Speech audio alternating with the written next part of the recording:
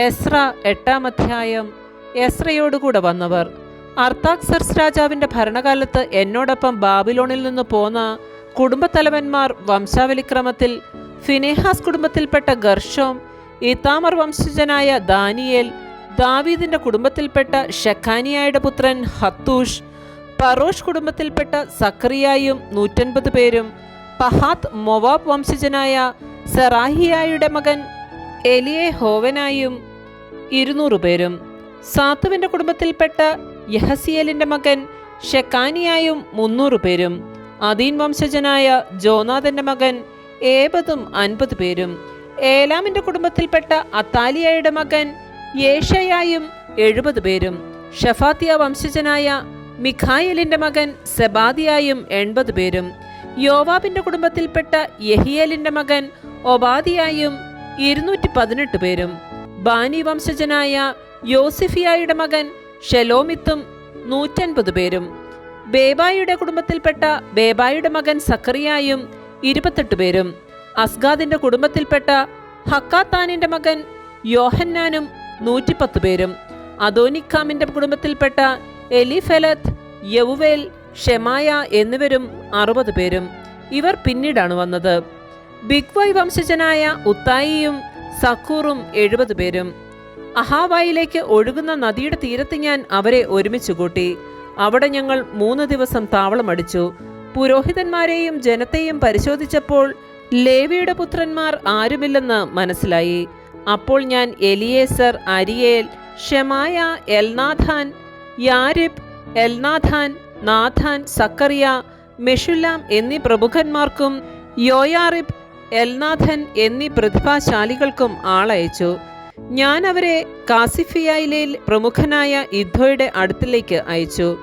ഞങ്ങൾക്ക് ദേവാലയ ശുശ്രൂഷകരെ അയച്ചു തരണമെന്ന് കാസിഫിയയിലെ ദേവാലയ ശുശ്രൂഷകരായ ഇദ്ദോയോടും സഹോദരന്മാരോടും അഭ്യർത്ഥിക്കാനാണ് അവരെ അയച്ചത്. ദൈവകൃപയാൽ ഇസ്രയേലിൻ്റെ പുത്രനായ ലേവിയുടെ മകൻ മഹലിയുടെ കുടുംബത്തിൽപ്പെട്ട വിവേകിയായ ഷെറബിയായെയും അവൻ്റെ പുത്രന്മാരും ബന്ധുജനങ്ങളുമായി 18 പേരെയും അവർ കൊണ്ടുവന്നു. ഹസാബിയായും അവനോടൊപ്പം മെറാറി കുടുംബത്തിൽപ്പെട്ട യഷായായെയും അവൻ്റെ പുത്രന്മാരും ബന്ധുക്കളുമായി 20 പേരെയും അവർ കൊണ്ടുവന്നു. ദാവീദും സേവകന്മാരും ലേവിയുടെ ശുശ്രൂഷയ്ക്കായി വേർതിരിച്ചിരുന്ന 220 ദേവാലയ ശുശ്രൂഷകർക്ക് പുറമെയാണിവർ. ഇവരുടെ പേര് പട്ടികയിലുണ്ട്. ദൈവസന്നിധിയിൽ ഞങ്ങളെ തന്നെ എളിമപ്പെടുത്തുന്നതിനും മക്കളോടും വസ്തുവകകളോടും കൂടെയുള്ള ഞങ്ങളുടെ യാത്ര സുഗമമാക്കുന്നതിനും വേണ്ടി ദൈവത്തോട് പ്രാർത്ഥിക്കുന്നതിന് ആഹാവ നദീതീരത്ത് വെച്ച് ഞാനൊരു ഉപവാസം പ്രഖ്യാപിച്ചു. യാത്രയിൽ ഞങ്ങളെ ശത്രുക്കളിൽ നിന്ന് രക്ഷിക്കുന്നതിന് ഒരു സംഘം പടയാളികളെയും കുതിരപ്പടയെയും രാജാവിനോട് ആവശ്യപ്പെടാൻ എനിക്ക് ലജ്ജയായിരുന്നു. കാരണം ദൈവത്തെ അന്വേഷിക്കുന്നവരുടെ മേൽ അവിടുത്തെ കാരുണ്യം ഉണ്ടായിരിക്കുമെന്നും ദൈവത്തെ ഉപേക്ഷിക്കുന്നവരുടെ മേൽ അവിടുത്തെ ക്രോധം ശക്തമായി നിപതിക്കുമെന്നും ഞങ്ങൾ രാജാവിനോട് പറഞ്ഞിട്ടുണ്ടായിരുന്നു. അതിനാൽ ഞങ്ങൾ ഉപവസിച്ച് ദൈവത്തോട് യാചിക്കുകയും അവിടുന്ന് ഞങ്ങളുടെ പ്രാർത്ഥന കേൾക്കുകയും ചെയ്തു. പ്രമുഖരായ 12 പുരോഹിതന്മാരെ ഞാൻ തിരഞ്ഞെടുത്തു. ഷെറാബിയായും ഹഷാബിയായും അവരുടെ ബന്ധുക്കളായ 10 പേരും, രാജാവും ഉപദേശകരും പ്രഭുക്കന്മാരും അവിടെ സന്നിഹിതരായ ഇസ്രയേൽ മുഴുവനും ഞങ്ങളുടെ ദൈവത്തിൻ്റെ ആലയത്തിനു വേണ്ടി കാഴ്ചയായി അർപ്പിച്ച സ്വർണവും വെള്ളിയും പാത്രങ്ങളും ഞാൻ അവരെ തൂക്കിയേൽപ്പിച്ചു. 650 താലന്ത് വെള്ളി, 100 താലന്ത് വരുന്ന 50 വെള്ളിപ്പാത്രങ്ങൾ, 100 താലന്ത് സ്വർണം, 1000 ദാരിക്ക് വരുന്ന 20 സ്വർണപാത്രങ്ങൾ, സ്വർണം പോലെ അമൂല്യവും തിളങ്ങുന്നതുമായ 2 ഓട്ടുപാത്രങ്ങൾ, ഇവയാണ് ഞാൻ തൂക്കിയേൽപ്പിച്ചത്. ഞാൻ അവരോട് പറഞ്ഞു, നിങ്ങൾ കർത്താവിന് വിശുദ്ധരാണ്, ഈ പാത്രങ്ങളും വിശുദ്ധമാണ്. ഈ സ്വർണവും വെള്ളിയും നിങ്ങളുടെ പിതാക്കന്മാരുടെ ദൈവമായ കർത്താവിനുള്ള സ്വാഭിഷ്ട കാഴ്ചകളാണ്. കർത്താവിൻ്റെ ആലയത്തിലെത്തി അവിടുത്തെ അറയ്ക്കുള്ളിൽ വെച്ച് പ്രധാന പുരോഹിതന്മാരുടെയും ലേവ്യരുടെയും ജെറൂസലേമിലുള്ള ഇസ്രയേൽ കുടുംബത്തലവന്മാരുടെയും മുൻപാകെ തൂക്കി ഏൽപ്പിക്കുന്നതുവരെ അവ സൂക്ഷിക്കുക. അങ്ങനെ പുരോഹിതന്മാരും ലേവ്യരും ജെറൂസലേമിൽ ദേവാലയത്തിലേക്ക് കൊണ്ടുപോകുന്നതിന് സ്വർണവും വെള്ളിയും പാത്രങ്ങളും തൂക്കം ബോധ്യപ്പെട്ട് ഏറ്റുവാങ്ങി. 1-ാം മാസം 12-ാം ദിവസം ഞങ്ങൾ അഹാവ നദീതീരത്ത് നിന്ന് ജെറൂസലേമിലേക്ക് പുറപ്പെട്ടു. ദൈവത്തിൻ്റെ കരം ഞങ്ങളോട് കൂടെയുണ്ടായിരുന്നു. അവിടുന്ന് ഞങ്ങളെ ശത്രുക്കളിൽ നിന്നും വഴിയിലുള്ള അപകടങ്ങളിൽ നിന്നും രക്ഷിച്ചു. ഞങ്ങൾ ജെറൂസലേമിലെത്തി 3 ദിവസം വിശ്രമിച്ചു. 4-ാം ദിവസം ഞങ്ങളുടെ ദൈവത്തിൻ്റെ ആലയത്തിൽ വെച്ച് ഊറിയയുടെ മകനും പുരോഹിതനുമായ മെറാമോത്തിനെ സ്വർണവും വെള്ളിയും പാത്രങ്ങളും തൂക്കിയേൽപ്പിച്ചു.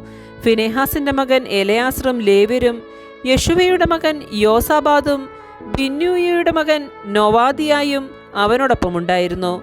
അവയുടെ എണ്ണവും തൂക്കവും തിട്ടപ്പെടുത്തി കുറിച്ചുവെച്ചു. മടങ്ങിയെത്തിയ പ്രവാസികൾ ഇസ്രയേൽ ജനത്തിനു വേണ്ടി 12 കാള, 96 മുട്ടാട്, 77 ചെമ്പരിയാട് എന്നിവയെ ദഹനബലിയായും 12 മുട്ടാടിനെ പാപപരിഹാരബലിയായും ഇസ്രയേലിന്റെ ദൈവത്തിന് അർപ്പിച്ചു. ഇതെല്ലാം കർത്താവിനുള്ള ദഹനബലിയാണ്. അവർ രാജകൽപ്പന പ്രഭുക്കന്മാരെയും നദിക്കക്കരെയുള്ള ഇടപ്രഭുക്കന്മാരെയും ദേശാധിപതികളെയും ഏൽപ്പിച്ചു. അവർ ജനത്തിനും ദേവാലയത്തിനും സഹായം നൽകി. ആമേൻ. പരിശുദ്ധ പരമാ ദിവ്യകാരുണ്യത്തിന് എന്നേരവും ആരാധനയും സ്തുതിയും പുകഴ്ചയും ഉണ്ടായിരിക്കട്ടെ.